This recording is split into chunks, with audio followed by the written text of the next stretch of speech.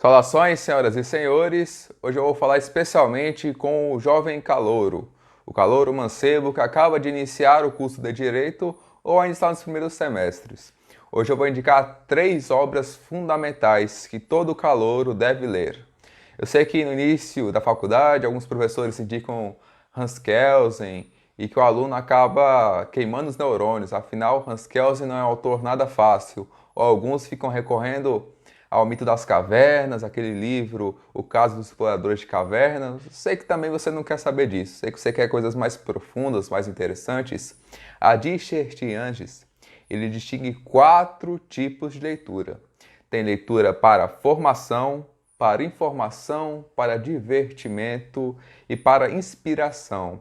E hoje eu vou dar 2 leituras para inspiração e uma leitura para formação. E por que eu dou primazia para leituras de inspiração? Porque no início da faculdade, o indivíduo, o aluno, em regra, ainda está habituando-se com o curso de Direito, ainda não tem certeza se ele quer prosseguir naquela vida. Então, livros de inspiração servem para acender o ânimo, servem para motivá-lo a permanecer no curso e a fazer um curso cada vez melhor. E a primeira obra é Oração aos Moços, do Rui Barbosa. A Oração aos Moços foi um discurso escrito pelo Rui Barbosa e proferido pelo professor Reinaldo Porchat para a turma dos formandos da Universidade de São Paulo em 1924. Na Oração aos Moços, Rui Barbosa coloca alguns princípios que são inerentes a todo e grande estudante.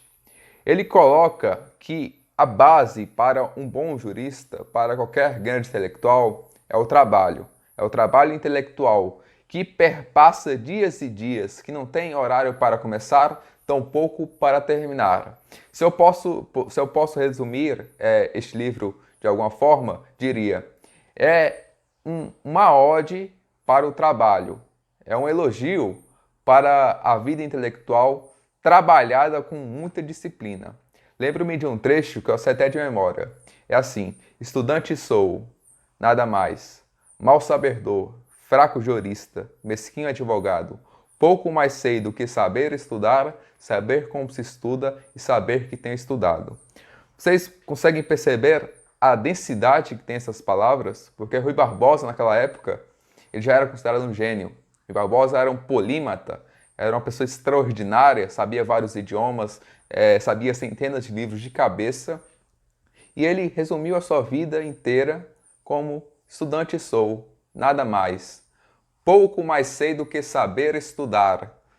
Percebem a grandeza que tem essas palavras ditas pelo Rui Barbosa? Uma pessoa que poderia se esconder atrás dos seus cargos, das suas premiações, do seu status, mas não. Ele definiu-se como um estudante. Então, essa obra ela é excelente para quem pretende ingressar na vida de estudos e demonstra, acima de tudo, que o que importa de verdade é o esforço e o que importa de verdade é o esforço dirigido para uma vida laboriosa dedicada aos estudos. Sabendo estudar, você poderá ir para qualquer lugar. E a segunda obra fundamental é Toda Liberdade é Íngreme, uma biografia do Sobral Pinto. Sobral Pinto foi um dos maiores juristas da história do Brasil. Foi um advogado, um destemido advogado, que atuou em 2 ditaduras. E por que eu recomendo a biografia do Sobral Pinto? Escute, esse não é um livro para formação intelectual, stricto sensu. É um livro para formação moral. Escute, você mora no Brasil. Em algum momento de sua vida profissional, você irá encontrar uma situação de injustiça. E então, você terá 2 opções. Ou abaixar a cabeça quando a autoridade bater a bota no chão, ou então erguer o dedo em riste e defender o seu ponto de vista, defender o direito, defender a justiça. E, em muitos casos, as pessoas optam pela primeira. A autoridade bateu a bota, o advogado ou outra autoridade abaixa a cabeça e sai correndo. Ao ler a biografia do Sobral Pinto, você irá ter acesso a uma vida dedicada para a justiça. Sobral Pinto abriu mão de dinheiro, ele morreu pobre, Ele era um dos advogados mais famosos do Brasil e morreu pobre. Ele abriu mão da sua própria integridade física, pois ele chegou até a ser preso. Ele abriu a mão de alcançar fama, pois em alguns momentos ele era criticado pela opinião pública. E mesmo assim, mesmo ante toda essa situação adversa, Sobral Pinto lutou pela justiça. E ter exemplos de homens ou mulheres que devotaram as suas vidas em prol de grandes causas irá lhe dar um apoio moral caso você precise. Então, a leitura da biografia do Sobral Pinto é uma obra de formação, pois saiba, em algum momento na sua vida profissional haverá uma situação de injustiça e você deverá agir. Poderá se acovardar ou poderá erguer o dedo em riste e começar a discursar. Exceto, é claro, se você morar em Nova York, não, quer dizer, até Nova York você irá encontrar muitas injustiças. Exceto se você morar na Noruega, talvez, na Islândia, mas no Brasil, seja corajoso ou mude de profissão. A advocacia não é profissão para os covardes, já dizia Sobral Pinto. E a terceira obra indicada é do André Franco Montoro, Introdução à Ciência do Direito. Recapitulando, eu indiquei duas obras de inspiração. Indiquei uma obra para você inspirar-se e ser um grande estudante.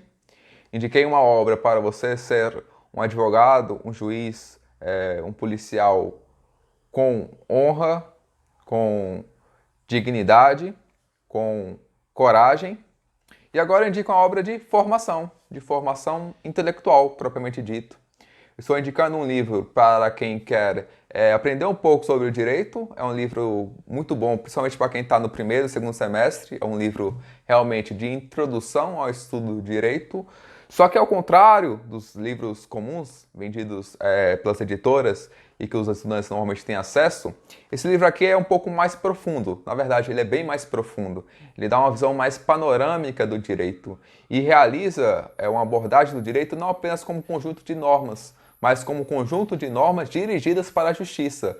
Então isso é muito bom porque também irá acender a chama de um ideal superior, que é o ideal da justiça.